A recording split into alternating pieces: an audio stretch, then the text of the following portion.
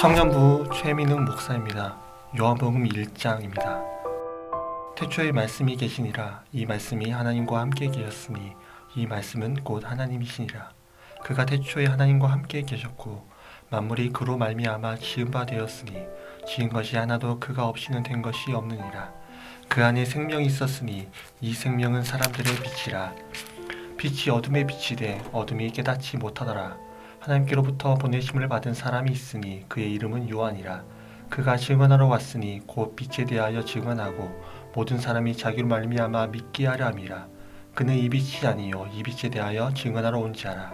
참 빛 곧 세상에 와서 각 사람에게 비치는 빛이 있었나니 그가 세상에 계셨으며 세상은 그로 말미암아 지은 바 되었으되 세상이 그를 알지 못하였고 자기 땅에 오매 자기 백성이 영접하지 아니하였으나 영접하는 자 곧 그 이름을 믿는 자들에게는 하나님의 자녀가 되는 권세를 주셨으니 이는 혈통으로나 육정으로나 사람의 뜻으로 나지 아니하고 오직 하나님께로부터 난 자들이니라. 말씀이 육신이 되어 우리 가운데 거하심에 우리가 그의 영광을 보니 아버지의 독생자의 영광이요 은혜와 진리가 충만하더라. 요한이 그에 대하여 증언하러 외쳐 이르되 내가 전에 말하기를 내 뒤에 오시는 이가 나보다 앞선 것은 나보다 먼저 계심이라 한 것이 이 사람을 가리킴이라 하니라. 우리가 다 그의 충만한 데서 받으니 은혜 위에 은혜로라. 율법은 모세로 말미암아 주어진 것이요 은혜와 진리는 예수 그리스도로 말미암아 온 것이라. 본래 하나님을 본 사람이 없으되 아버지 품속에 있는 독생하신 하나님이 나타나셨느니라. 유대인들이 예루살렘에서 제사장들과 레위인들을 요한에게 보내어 내가 누구냐 물을 때에 요한의 증언이 이러하니라. 요한이 드러내어 말하고 숨기지 아니하니 드러내어 하는 말이 나는 그리스도가 아니라 한데 또 묻되 그러면 누구냐 내가 엘리야냐 이르되 나는 아니라 또 묻되 내가 그 선지자냐 대답하되 아니라 또 말하되 누구냐 우리를 보낸 이들에게 대답하게 하라. 너는 내게 대하여 무엇이라 하느냐 이르되 나는 선지자 이사야의 말과 같이 주의 길을 곧게 하라고 광야에서 외치는 자의 소리로라 하니라. 그들은 바리새인들이 보낸 자라. 또 물어 이르되 내가 만일 그리스도도 아니요 엘리야도 아니요 그 선지자도 아닐진데 어찌하여 세례를 베푸느냐. 요한이 대답하되 나는 물로 세례를 베풀거니와 너희 가운데 너희가 알지 못하는 한 사람이 있었으니 곧 내 뒤에 오시는 그이라. 나는 그의 신발끈을 풀기도 감당하지 못하겠노라 하느라. 이 일은 요한이 세례 베풀던 요단강 건너편 베나니에서 일어난 일이니라. 이튿날 요한이 예수께서 자기에게 나타오심을 보고 이르되 보라 세상 죄를 지고 가는 하나님의 어린 양이로다. 내가 전에 말하기를 내 뒤에 오는 사람이 있는데 나보다 앞선 것은 그가 나보다 먼저 계심이라 한 것이 이 사람을 가리킴이라. 나도 그를 알지 못하였으나 내가 와서 물로 세례를 베푸는 것은 그를 이스라엘에 나타내려 함이니라 하시나. 요한이 또 증언하여 이르되 내가 봄에 성령이 비둘기같이 하늘로부터 내려와서 그의 위에 머물렀더라. 나도 그를 알지 못하였으나 나를 보내어 물로 세례를 베풀라 하신 그이가 나에게 말씀하시되 성령이 내려서 누구에게든지 머무는 것을 보거든 그가 곧 성령으로 세례를 베푸신 이신 줄을 알라 하시기에 내가 보고 그의 하나님의 아들이심을 증언하였노라 하니라. 또 이튿날 요한이 자기 제자 중 두 사람과 함께 섰다가 예수께서 건의심을 보고 말하되 보라 하나님의 어린 양이로다. 두 제자가 그의 말을 듣고 예수를 따르거늘 예수께서 돌이켜 그 따르는 것을 보시고 물어 이르시되 무엇을 구하느냐. 이르되 랍비여 어디 계시오니까 하니 랍비는 번역하면 선생이라. 예수께서 이르시되 와서 보라. 그러므로 그들이 가서 계신 데를 보고 그날 함께 가니 때가 10시쯤 되었더라. 요한의 말을 듣고 예수를 따르는 두 사람 중에 하나는 시몬 베드로의 형제 안드레라. 그가 먼저 자기의 형제 시몬을 찾아 말하되 우리가 메시아를 만났다 하고 메시아는 번역하면 그리스도라. 데리고 예수께로 오니 예수께서 보시고 이르시되 내가 요한의 아들 시몬이니 장차 게바라 하리라 하시니라. 게바는 번역하면 베드로라.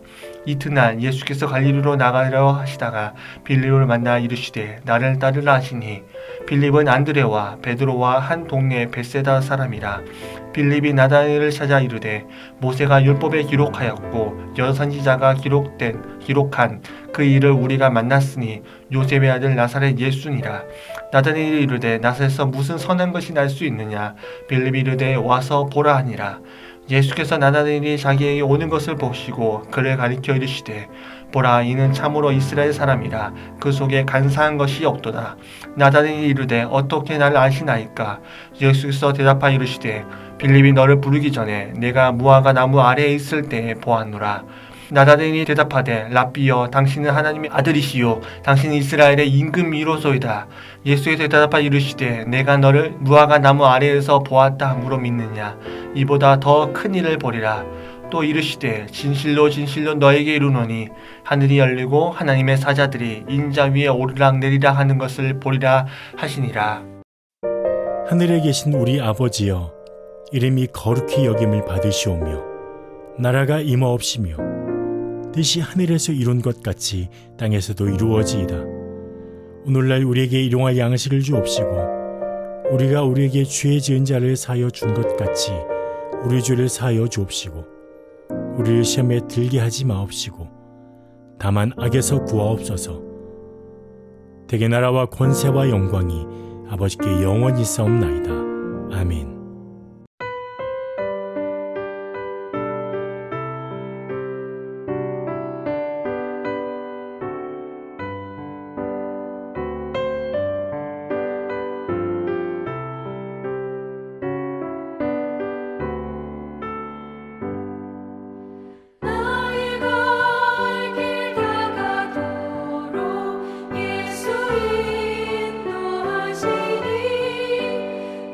주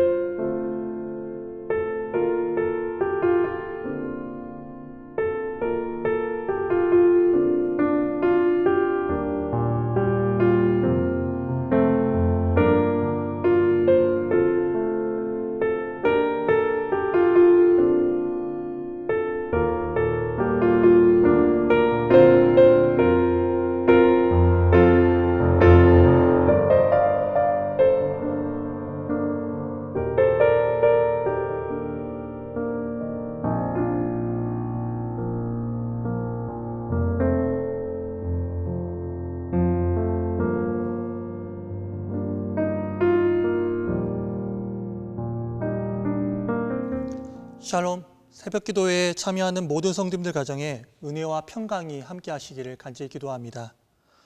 오늘 본문을 보면 우리는 야곱의 이야기를 볼 수 있습니다. 야곱은 요셉의 총처음을 받아서 마침내 애굽으로 이주함을 볼 수 있습니다. 우리는 야곱이 애굽으로 이주하는 사실을 보면서 그의 파란만장한 삶을 돌이켜 봅니다. 야곱은 장자권 다툼으로 인해서 형 에서의 보복을 피해서 고향을 떠나 바단 아람에 있는 외삼촌 라반의 집에서 20년간 머물게 됩니다. 이후 그는 가나안 땅으로 돌아왔지만 거기에서도 정착하지 못하고 이곳저곳을 돌아다녀야만 했습니다. 그리고 이제는 또 낯선 애굽 땅으로 이주하게 된 것입니다. 이와 같이 야곱의 삶은 방랑한 나그네의 삶이었습니다. 1절을 보시면 그런 야곱은 애굽으로 이주하기 위해서 모든 가족과 소유를 이끌고 그가 거주했던 땅에서 떠나서 브엘사바에 이르게 됩니다. 브엘사바는 어떤 곳입니까? 아브라함과 이삭이 하나님을 만나고 언약을 갱신했던 곳, 가나안의 남쪽 끝에 있는 곳이 바로 브엘세바입니다. 이곳에서 하나님께 야곱은 하나님의 뜻을 묻고자 제사를 드립니다. 야곱이 제사를 드리자 하나님께서는 3절과 4절 말씀에 애굽으로 가는 것을 두려워하지 말라고 하시며 4가지의 약속을 하시고 있는 것을 볼 수 있습니다. 첫 번째는 그가 큰 민족을 이루게 될 것이다 라고 말씀합니다. 또한 둘째는 하나님께서 친히 그와 함께 애굽으로 가게 될 것이다 라고 그렇게 말씀하십니다. 셋째, 그와 후손들을 다시 가나안 땅으로 돌아오게 하실 것이다 라고 말씀하시며, 넷째, 아들 요셉이 야곱의 임종을 지키게 될 것이다 라고 말씀하고 계십니다. 사랑하는 성도 여러분, 야곱만 나그네의 삶을 살았던 것이 아닙니다. 우리의 인생길도 나그네의 삶입니다. 우리가 비록 육체적으로는 한 곳에 정착하고 있지만 영적으로는 나그네와 같은 존재로서 살고 있음을 우리는 분명하게 기억해야 합니다. 주님께서는 그런 우리에게 다음과 같이 말씀하십니다. 두려워하지 말라. 내가 너와 함께 하겠다.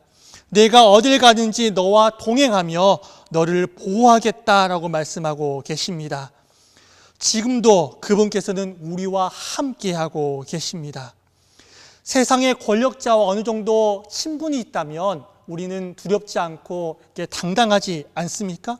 목에 힘이 들어가고 든든하지 않으십니까? 하물며 세상의 주인이 되시고 만유의 주가 되시는 하나님이 나와 함께 한다는 사실을 우리가 알 때 담대하고 두려워하지 않을 수 있다라는 것입니다. 이 말씀에 야곱과 그의 가족들은 힘을 얻어서 한 번도 가보지 못한 땅 애굽으로 향하게 됩니다. 그리고 8절부터 27절까지의 말씀을 보면 이집트로 내려간 야곱 가족들의 이름이 열거되어 있는데 모두 70명이다 라고 기록되어 있습니다. 정확히 따지면 70명이 훨씬 더 될 것입니다. 그런데 창세기 기자는 왜 70명으로 기록을 해놓았을까요? 바로 하나님의 계획과 그분의 섭리 안에서 야곱과 그의 가족이 애굽으로 이주했다는 사실을 나타내기 위해서입니다. 사랑하는 성도 여러분, 숫자 7과 10은 성경에서 완성, 종결, 완전을 뜻하는 숫자입니다. 따라서 7과 10의 곱인 70도 역시 완전수입니다. 본문은 야곱의 가족이 한 사람도 빠짐없이 모두 하나님의 섭리와 인도하심에 따라서 애굽으로 인도하였음을 보여주는 것입니다.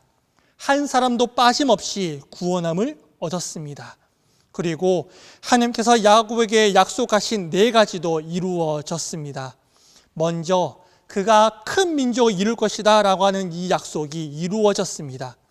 430년 후 이스라엘이 출애굽할 때 이스라엘 백성의 수는 20세 이상의 장정만 60만에 달했습니다. 여기에 어린 아이들과 노인까지 합하면 200만은 좋게 될 것입니다. 애굽에서 이스라엘 백성들이 얼마나 큰 고통과 고난이 있었으며 박해가 있었습니까? 그렇지만 하나님께서는 그 가운데서도 그 민족을 번성하게 하셨습니다.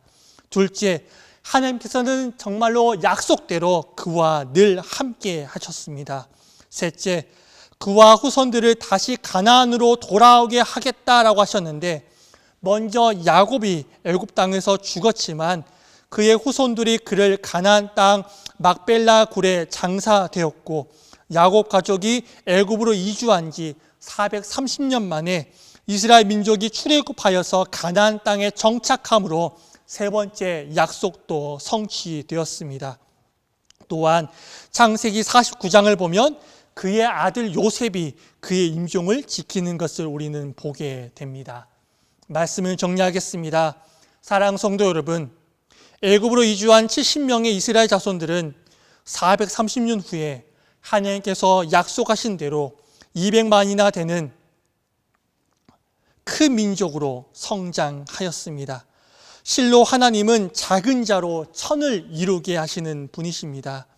우리가 부족하다고, 우리가 연약하다고, 두렵다고 실망하거나 좌절하지 마십시오. 내가 어딜 갔는지 나와 동행하시고 보호하시는 하나님을 야곱처럼 붙들 때 하나님께서는 우리의 작은 씨앗을 통해서 큰 열매를 맺게 하실 것입니다. 온전히 하나님만을 의지함으로 놀란 하나님의 역사를 경험하시는 모든 성도 되시기를 주의 이름으로 간절히 축원합니다. 기도하겠습니다. 사랑이 많으신 하나님 아버지, 우리는 야곱의 인생을 통해서 작은 자로 천을 이루게 하시는 하나님을 보았습니다. 우리가 부족하다고, 우리가 연약하다고, 두렵다고 실망하거나 좌절하지 않게 하여 주시고, 어딜 가든지 나와 동행하시고 보호하시는 하나님을 우리도 야곱처럼 붙들게 하여 주시옵소서. 그럴 때 우리의 작은 이 씨앗을 통하여서 큰 열매를 맺게 하여 주시옵소서. 하나님만을 온전히 의지함을 말미암아 놀라운 하나님의 역사를 모두 다 경험하는 모든 성도들 되게 하여 주시옵소서. 감사드리며 예수님의 이름으로 기도합니다. 아멘.